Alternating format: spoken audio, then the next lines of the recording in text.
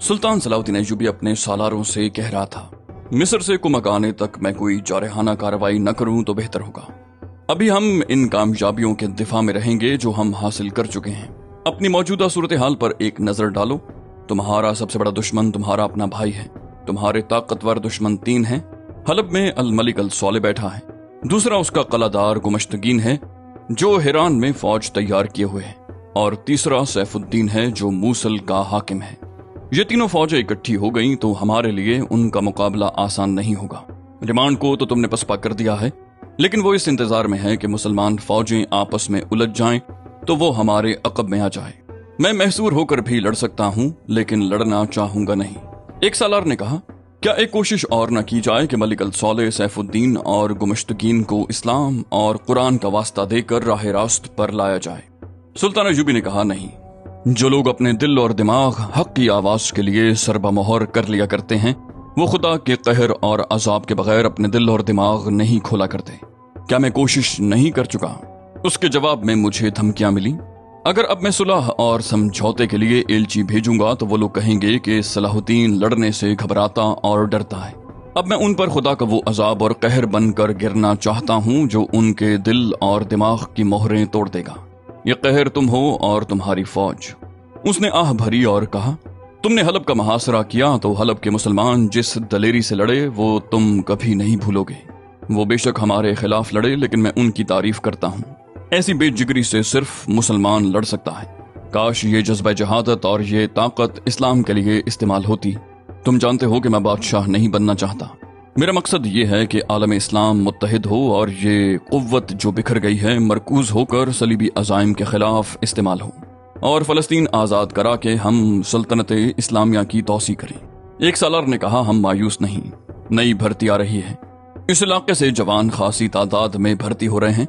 मिस्र से भी कुमक आ रही है। हम आपकी हर तवक्को पूरी करेंगे।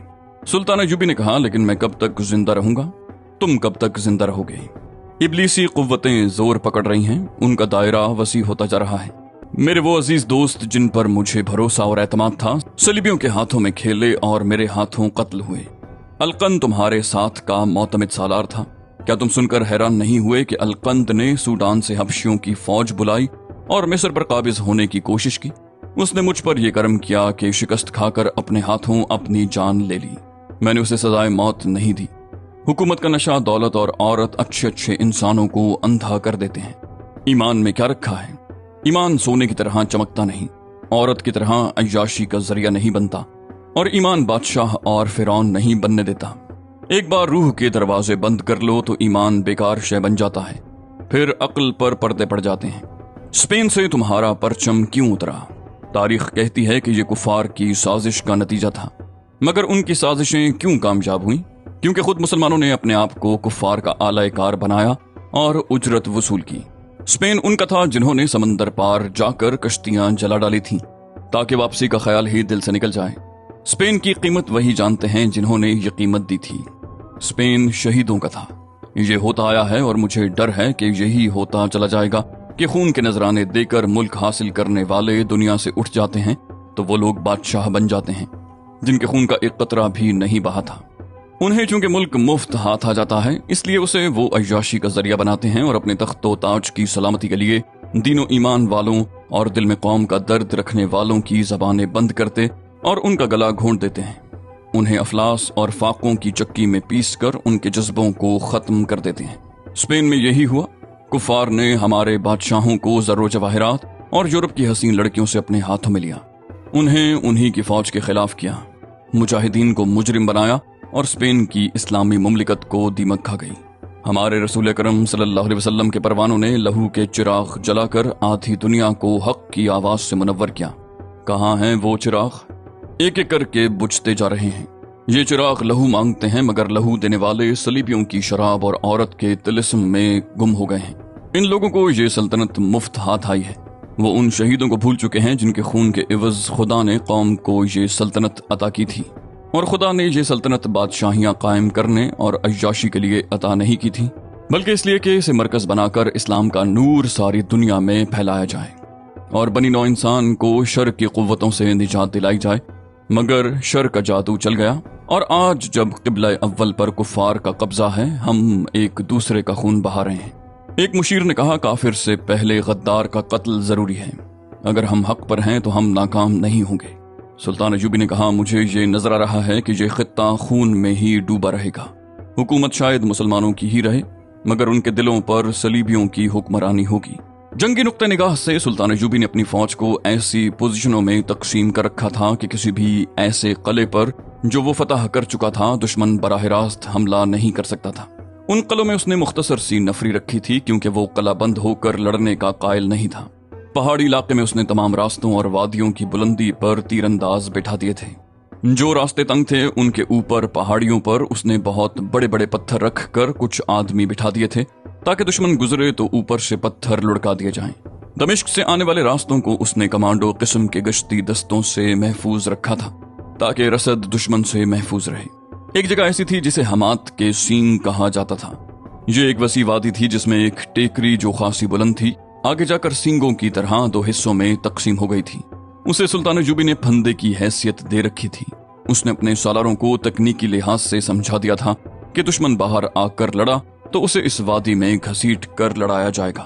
سلطان ایوبی نے تمام علاقے میں ایسی جگہوں پر پوزیشنیں قائم کر لی تھیں جن سے وہ دشمن کو کسی بھی جگہ لانے پر مجبور کر سکتا تھا۔ اس اہتمام کے علاوہ اس کے چھاپا مار جوان چھوٹی چھوٹی ٹولیوں میں دور دور تک گھومتے پھرتے رہتے تھے۔ جاسوسی کا نظام ایسا تھا کہ دشمن کے قلعوں کے اندر بھی سلطان ایوبی کے جاسوس موجود تھے جو خبریں بھیجتے رہتے تھے۔ اسے یہاں تک معلوم ہو گیا تھا کہ سلطان کے نام نہاد دعویدار الملک الصالح نے اپنے گورنر ہیران کے قلعہ دار گمشتگین کو اور موصل کے حاکم سیف الدین کو مدد کے لیے بلایا ہے، اور معلوم ہوتا ہے کہ یہ دونوں کچھ شرائط کے بدلے مدد دیں گے، صرف بلاوے پر نہیں جائیں گے۔ جاسوسوں نے یہ بھی بتایا تھا کہ یہ مسلمان حکمران اور عمرہ بظاہر اتحادی ہیں لیکن ان کے دل آپس میں پھٹے ہوئے ہیں۔ ہر ایک اپنی جنگ لڑ کر زیادہ سے زیادہ علاقے پر قابض ہونے کی فکر میں ہیں، اور صلیبی انہیں مدد کم اور شہ زیادہ دے رہے ہیں اور ان کی باہمی چپقلش کو ہوا بھی دے رہے ہیں۔ سلطان ایوبی نے حسن بن عبداللہ سے پوچھا، شمس الدین اور شاد بخت کی کوئی اطلاع نہیں آئی؟ حسن بن عبداللہ نے کہا، کوئی تازہ اطلاع نہیں، وہ بڑی کامیابی سے اپنا کام کر رہے ہیں۔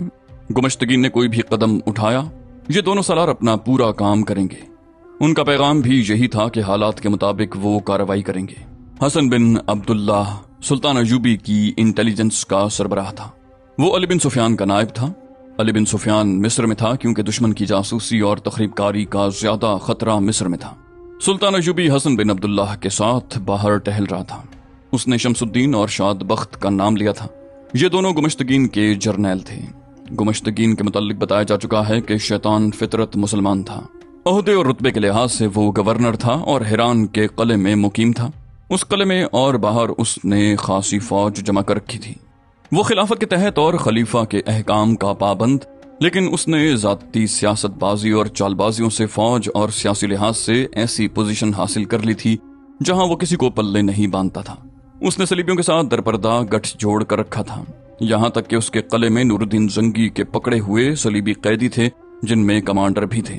زنگی فوت ہو گیا تو گمشتگین نے کسی کے حکم کے بغیر تمام قیدی رہا کر دیے۔ اس نے یہ اقدام صلیبیوں کی خوشنودی کے لیے کیا تھا، کیونکہ وہ اب صلیبیوں کے خلاف نہیں بلکہ ان سے مدد حاصل کر کے سلطان صلاح الدین ایوبی کے خلاف لڑنے کی تیاریاں کر رہا تھا۔ اس کے دو سالار تھے جو ذہانت اور جنگی اہلیت کی بدولت اس کے معتمد تھے۔ یہ دونوں بھائی تھے، ایک کا نام شمس الدین علی اور دوسرے کا شاد بخت علی تھا۔ یہ دونوں ہندوستانی مسلمان تھے۔ عراق کے اس وقت کے ایک مورخ کمال الدین نے عربی میں تاریخ حلب کے نام سے ایک کتاب لکھی تھی۔ اس نے ان کا اتنا ہی تذکرہ کیا کہ یہ دونوں سگے بھائی تھے اور نور الدین زنگی کی زندگی میں ہندوستان سے اس کے پاس آئے تھے۔ زنگی نے انہیں فوج میں اچھا رتبہ دے کر ہیران بھیج دیا تھا۔ قاضی بہاؤالدین شداد نے بھی ان کا اپنی ڈائری میں ذکر کیا ہے۔ عرب میں چونکہ نام کے ساتھ باپ کا نام بھی لکھا اور بولا جاتا ہے، اس لیے ان دونوں بھائیوں کے نام تحریروں میں اس طرح آتے ہیں، شمس الدین علی ابن ضیاء اور شاد بخت علی ابن ضیاء۔ یہ اشارہ بھی کہیں نہیں ملتا کہ ضیاء کون تھا۔ تاریخ میں ان دونوں کا نام آنے کا باعث ایک واقعہ ہے جسے اس دور کے واقع نگاروں نے قلم بند کیا ہے۔ واقعہ اس طرح ہے کہ گمشتگین منمانی کا قائل تھا۔ ہیران میں عملاً اسی کی حکومت تھی۔ اس نے اپنے ایک خوشامدی اور بدتینت افسر ابن الخاشب ابو الفضل کو قاضی کا رتبہ دے دیا تھا۔ اسلام کے قاضی انصاف اور دانش کی وجہ سے مشہور تھے، لیکن ابو الفضل بے انصافی اور گمشتگین کی خوشنودی کی وجہ سے مشہور ہوا۔ اس کی بے انصافی کے قصے شمس اور شاد بخت تک بھی پہنچتے رہتے تھے، لیکن وہ خاموشی اختیار کیے رکھتے۔ وہ فوج کے جرنیل تھے، قاضی کے فیصلوں اور شہری امور کے ساتھ ان کا کوئی تعلق نہ تھا، تباً بھی وہ خاموش رہنے والے انسان تھے۔ یہ مشہور تھا کہ گمشتگین پر ان کا بہت اثر ہے، اور یہ ہے بھی حقیقت کہ انہوں نے گمشتگین پر اپنا اثر پیدا کر رکھا تھا۔ ان دنوں جب سلطان ایوبی نور الدین زنگی کی وفات کے بعد 700 سواروں کے ساتھ آیا اور شام اور مصر کی وحدت کا اعلان کیا تھا، اس نے اپنے بہت سے جاسوس ان اسلامی علاقوں میں بھیج دیے تھے جو خلافت کے تحت ہوتے ہوئے ذاتی ریاستوں کی صورت اختیار کر گئے تھے۔ ان میں سلطان ایوبی کا بھیجا ہوا انتانون نام کا ایک ترک جاسوس تھا جو حران چلا گیا۔ وہ خوبرو اور وجیح جوان تھا، ترکی کے علاوہ عربی زبان روانی سے بولتا تھا۔ اس نے گمشتگین تک رسائی حاصل کر لی اور یہ کہانی سنائی کہ اس کا خاندان یروشلم میں آباد ہے جو اس وقت صلیبیوں کے قبضے میں تھا۔ اس نے بتایا کہ صلیبی وہاں مسلمانوں پر بے رحمی سے ظلم و تشدد کرتے ہیں اور بلا وجہ جسے چاہتے ہیں بیگار پر لگا دیتے ہیں۔ انہوں نے اس کی 2 جوان بہنوں کو اغوا کر لیا اور اس کے بھائیوں اور باپ کو بیگار کے لیے پکڑ لیا ہے۔ وہ فرار ہو کر یہاں پہنچا ہے اور صلیبیوں سے انتقام لینے کے لیے صلاح الدین ایوبی کی فوج میں شامل ہونا چاہتا ہے۔ اس نے اپنا حال حلیہ بگاڑ رکھا تھا اور پتہ چلتا تھا کہ وہ یروشلم سے پیدل آیا ہے۔ بھوک اور تھکن نے اسے ادھموا کر رکھا تھا۔ گمشتگین نے اسے فوجی نظروں سے دیکھا تو اس کا قد بت اسے پسند آیا۔ اس سے پوچھا کہ وہ گھڑ سواری اور تیر اندازی جانتا ہے یا نہیں۔ اس نے کہا کہ اسے ذرا آرام اور کھانے کی ضرورت ہے، اس کے بعد دکھائے گا کہ وہ کیا کر سکتا ہے۔ گمشتگین نے اسے کھلا پلا کر سلا دیا۔ وہ بہت دیر کے بعد اٹھا تو اسے گمشتگین کے دربار میں پیش کیا گیا۔ ایک گھوڑا منگوایا گیا، باہر لے جا کر ایک باڈی گارڈ کی کمان اور ایک تیر اسے دے کر کہا گیا کہ خود ہی کہیں نشانے پر تیر چلا کر دکھاؤ، پھر گھوڑا دوڑاؤ۔ قریب ایک درخت تھا جس پر پرندے بیٹھے تھے، ان میں سب سے چھوٹا پرندہ ایک چڑیا تھی۔ اس نے اس کا نشانہ لیا اور تیر چلا دیا۔ تیر چڑیا کے جسم میں اتر کر اسے اپنے ساتھ ہی لے گیا۔ اس نے ایک اور تیر مانگا جو وہ لے کر گھوڑے پر سوار ہوا اور کہا کہ وہ قریب آئے تو کوئی چیز اوپر پھینکی جائے۔ وہاں گمشتگین کے باڈی گارڈ کھڑے تھے۔ ایک دوڑا گیا اور اپنے کھانے کی پلیٹ اٹھا لایا جو مٹی کی تھی۔ انتانون گھوڑے کو دور لے گیا، وہاں سے موڑ کر ایڑ لگائی تو گھوڑا سرپٹ دوڑا۔ انتانون نے کمان میں تیر ڈالا، ایک باڈی گارڈ نے پلیٹ ہوا میں اچھالی۔ انتانون نے دوڑتے گھوڑے سے تیر چلایا اور پلیٹ کے ٹکڑے ہوا میں بکھر گئے۔ اس نے گھوڑا موڑ کر سواری کے کچھ اور کرتب دکھائے۔ یہ تو کسی کو بھی معلوم نہ تھا کہ وہ تجربہ کار جاسوس اور چھاپا مار کمانڈو ہے، اور اسے ہر ایک ہتھیار کے استعمال اور گھڑ سواری کا ماہر بنایا گیا ہے۔ اس کے قد بت، گٹھے ہوئے جسم، گورے چٹے رنگ اور کرتب دیکھ کر گمشتگین بہت متاثر ہوا اور اسے اپنے باڈی گارڈز میں رکھ لیا۔ 2 باڈی گارڈز گمشتگین کے گھر بھی ڈیوٹی دیا کرتے تھے۔ کچھ دنوں بعد انتانون گھر کی ڈیوٹی پر گیا جہاں اسے 8 دن اور 8 راتیں رہنا تھا۔ مسلمان حکمرانوں کی طرح گمشتگین کا حرم بھی بارونق تھا، اس میں 12-14 لڑکیاں تھیں۔ انتانون نے پہلے دن جا کر گھر کے تمام دروازوں اور کونوں کھدروں کو دیکھا۔ اس نے وہاں کے تمام ملازم مردوں اور عورتوں سے کہا کہ وہ چونکہ گھر کی حفاظت کے لیے آیا ہے اس لیے سارے گھر سے واقفیت حاصل کرنا ضروری سمجھتا ہے۔ اس نے کمرے تک دیکھ ڈالے۔ وہ بہت چالاک تھا، باتوں کا جادو چلانا جانتا تھا۔ حرم میں جانے کی اسے جرت نہ ہوئی۔ ایک جوان لڑکی اسے برآمدے میں مل گئی، یہ بھی حرم کی ملکیت تھی۔ اس نے انتانون سے شہزادیوں والے روب سے پوچھا کہ وہ کون ہے اور یہاں کیا کر رہا ہے۔ اس نے گردن تان کر جواب دیا، محافظ ہوں، دیکھ رہا ہوں کہ اس محل جیسے مکان میں آنے اور جانے کے راستے کتنے ہیں اور کہاں کہاں ہیں، اور یہ بھی دیکھ رہا ہوں کہ آپ کے علاوہ یہاں کون رہتا ہے۔ لڑکی نے کہا، محافظ تو پہلے بھی یہاں رہتے ہیں، کبھی کوئی اندر نہیں آیا، یہ طریقہ ہمیں پسند نہیں۔ اس نے کہا، میرا فرض ہے، اگر حرم سے کوئی ایک بھی حسینہ غائب ہو گئی تو محترم قلعہدار اس کی جگہ میری بہن کو اٹھا لائیں گے۔ لڑکی نے مسکرا کر کہا، تو اس کا مطلب یہ ہوا کہ تم اپنی بہن کی حفاظت کے لیے آئے ہو۔ اس نے چہرے پر اداسی کا تاثر پیدا کر کے کہا، اگر میں اس کی حفاظت کر سکتا تو آج ایک لڑکی سے یہ نہ کہلواتا کہ تم کون ہو اور یہاں کیا کر رہے ہو۔ میں اپنی بہن کی حفاظت نہیں کر سکا تھا، اس لیے آپ کی حفاظت میں پوری احتیاط کر رہا ہوں۔ وہ بھی آپ جیسی تھی، بالکل آپ جیسی۔ مجھے روکنے کی کوشش نہ کریں کہ میں کیا کر رہا ہوں۔ اس نے اندھیرے میں جو تیر چلایا تھا وہ نشانے پر لگا۔ اس نے عورت کی جذباتیت پر تیر چلایا تھا۔ وہ بھی جوان لڑکی تھی، پوچھے بغیر نہ رہ سکی کہ وہ اپنی بہن کی حفاظت نہیں کر سکا تھا تو کیا ہوا تھا؟ کیا اس کی بہن بھی اغوا ہو گئی تھی؟ اس نے کہا، اگر اغوا کرنے والے مسلمان ہوتے یا وہ خود کسی مسلمان کے ساتھ گھر سے بھاگ جاتی تو مجھے اتنا افسوس نہ ہوتا، दिल को ये कहकर तसल्ली दे लेता कि कोई उससे शादी कर लेगा या उसे किसी मुसलमान अमीर के हरम में दे दिया जाएगा, लेकिन उसे सलीबियों ने अगवा किया है, एक नहीं 2 बहनों को। मैं उनकी हिफाजत नहीं कर सका था। लड़की ने उसे पूछा कि वो कहां से और किस तरह अगवा हुई। उसने वही यरूशलेम वाली कहानी सुना दी और अपने फरार की कहानी ऐसी सनसनीखेज बनाकर सुनाई कि लड़की का चेहरा बताता था जैसे ये तीर उसके दिल में उतर गया है। उसने कहा, मैं वहां से पैदल ये इरादा लेकर आया हूं कि सलाहुद्दीन अय्यूबी की फौज में शामिल होकर सिर्फ अपनी बहनों का ही नहीं, उन तमाम बहनों का इंतकाम लूंगा जिन्हें सलीबियों ने अगवा किया है। कलादार ने मुझे अपने मुहाफिज दस्ते में रख लिया है।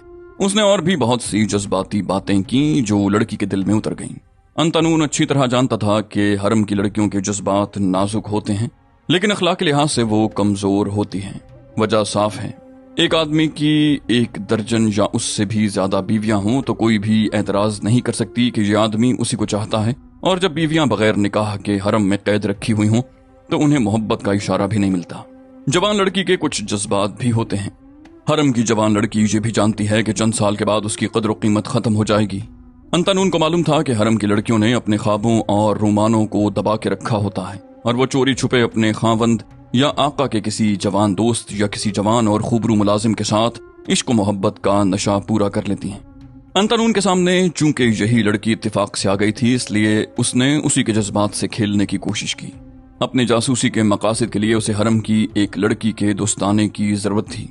उसे ट्रेनिंग में बताया गया था कि गुमश्तगीन जैसे अय्याश गवर्नर और उमरा रक्स और शराब की महफिलें जमाते हैं जिनमें हरम की लड़कियां भी शरीक होती हैं। शराब और औरत के नशे में उन लोगों की जबानें बेकाबू हो जाती हैं, लिहाजा राज इन्हीं महफिलों और ज़ियाफतों में बेनकाब होते हैं। अंतनून और उसके साथी जासूस अली बिन सुफियान के तरबियत याफ्ता थे और सलाहुद्दीन अय्यूबी ने उन्हें बेदरेग माली और दीगर मुराद दे रखी थी।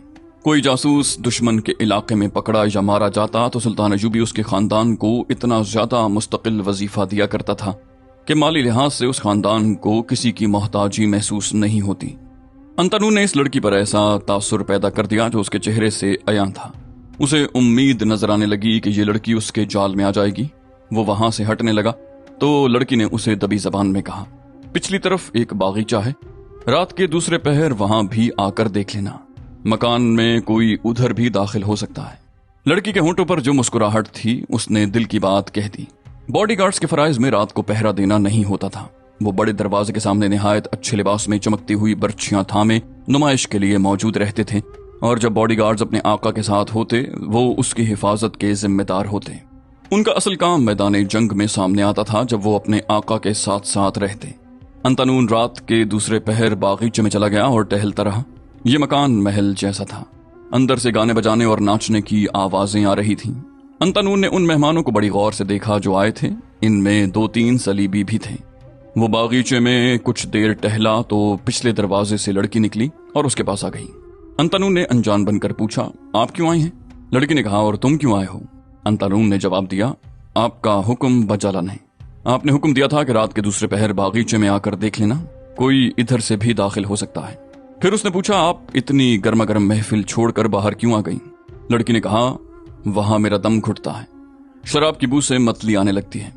अंतनून ने कहा, आप शराब की आदी नहीं? लड़की ने कहा, नहीं, मैं यहाँ किसी भी चीज की आदी नहीं हो सकी।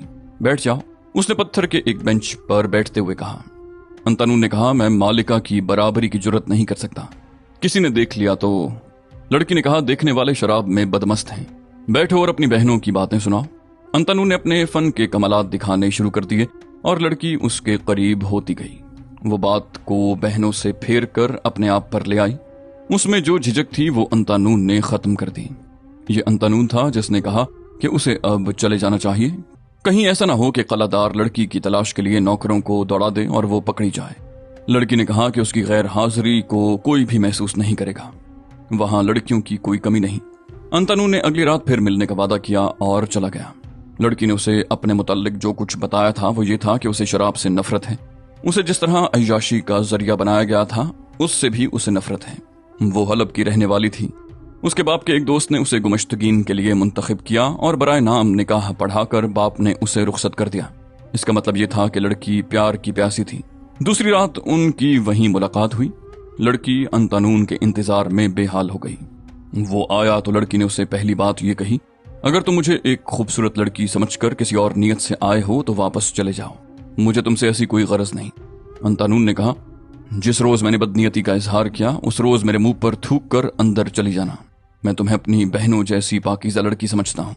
लड़की ने संजीदगी को मुस्कुराहट में बदल कर कहा, लेकिन मुझे अपनी बहन न कहना, मालूम नहीं मैं किसी वक्त क्या फैसला कर बैठूं। अंतानून ने कहा, यानी तुम मेरे साथ कहीं भाग चलने का फैसला करोगी? लड़की ने कहा, यह तुम पर मुनहसिर है। सारी उम्र चोरी छुपे मिलते तो नहीं गुजरेगी। तुम यहाँ 8 या 10 दिनों के लिए आए हो, चले जाओगे तो मैं तुम्हारी सूरत को भी तरसती रहूंगी। उस रात वो एक दूसरे के दिल में उतर गए। अगले दिन लड़की इतनी बेकाबू हुई कि उसने अंतानून को दिन के वक्त अपने कमरे में बुला लिया। उस दिन गुमश्तगीन हर्रान से कहीं बाहर चला गया था। ये मुलाकात दोनों के लिए खतरनाक थी। लड़की जज्बात के जादू में भूल गई थी कि उनके महल्लात में साजिशें भी होती हैं और हरम की लड़कियां एक दूसरी को खावंद की नजरों में गिराने के मौके ढूंढती रहती हैं। अंतानून की शख्सियत और उसकी बातों के तिलिस्म ने उसे अंधा कर दिया था। ये मोहब्बत की तिश्नगी का नतीजा था।